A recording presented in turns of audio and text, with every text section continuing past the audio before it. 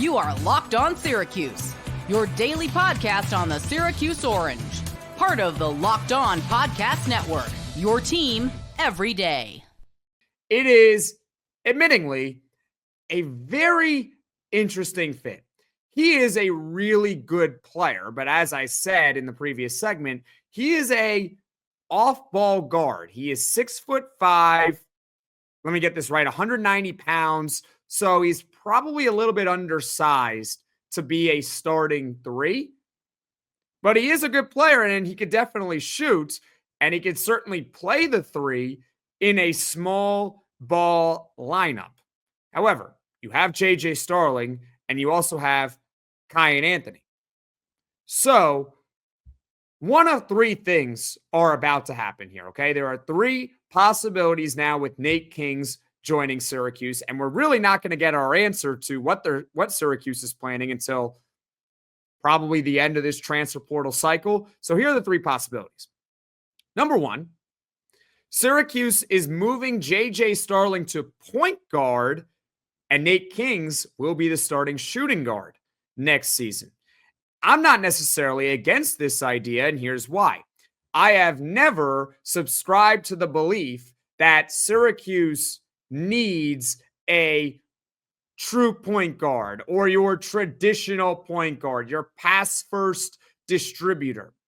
They certainly need a point guard, but JJ Starling could fit the mold as a point guard. I mean, he's played it in high school. He played it at times over last season. Certainly good with the ball in his hands. I could see Syracuse potentially moving JJ Starling to the one full-time, having Nate Kingz be your starting shooting guard, and then that leaves your small forward open probably for another transfer portal ad, because right now the only small forward really on the roster is Aaron Womack. So that's number one possibility. Or that's one possibility. I don't know the likelihood, to be honest with you. Okay? JJ Starling, the point guard, Nate Kingz, your two guard. You would have Kline Anthony coming off the bench as the two guard. Luke Fennell would be the backup point guard to JJ Starling. Number two, Syracuse runs a three-guard starting lineup. If you recall way back to last year during the transfer portal cycle, I actually talked about this here on Locked On Syracuse, how it was possible if the chips fell a certain way where Syracuse could start three guards in their starting lineup. Do you remember that podcast? It's a long time ago. But it was when Syracuse was connected to Malik Mack at point guard. Judah Mintz had not yet declared for the NBA draft, and JJ Starling was on the roster. And in that scenario, Syracuse could have run a three-guard lineup. So what I'm saying here is that Syracuse could go out and get themselves a starting transfer point guard. And Mike McAllister from 24/7 Sports alluded to one name in particular that hasn't even entered the portal yet, Desmond Claude. And they could go with a three-guard lineup. They could say transfer point guard, perhaps Desmond Claude, JJ Starling at the two, and Nate Kingz as your three. But you're really going with three guards in your starting lineup. Then you would have Donnie Freeman at the four, and who knows what they're going to do at center.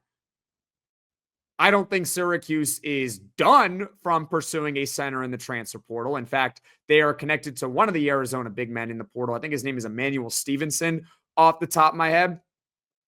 It could be William Kyle, or maybe Syracuse just goes a full small lineup. They decide to add another wing player, maybe like a 6'7", 6'8" wing, and Donnie Freeman ends up becoming the de facto center. That is on the table right now. We just don't know what Syracuse is going to do at center, and they could do a three-guard starting lineup with a portal point guard, JJ Starling, and Nate Kingz.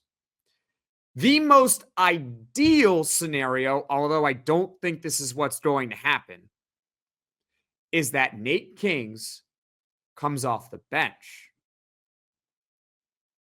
That would be something, right?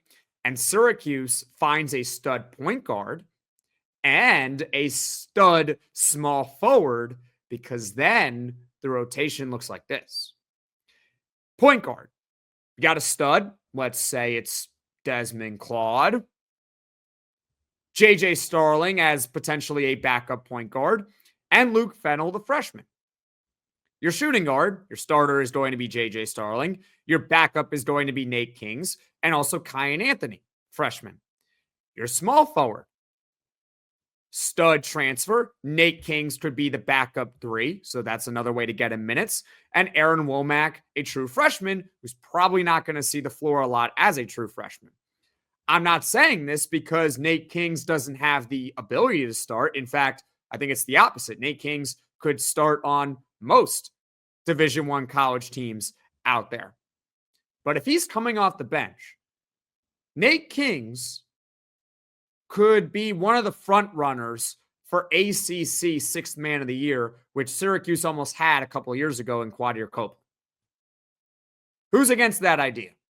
I think that's the most ideal scenario, that Syracuse still goes out, gets a stud point guard and a stud small forward, and then you have Nate Kingz coming off the bench.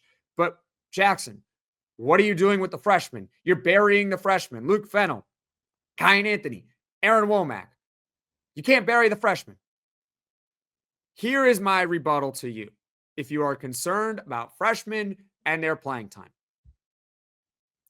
if you can shoot, you will play.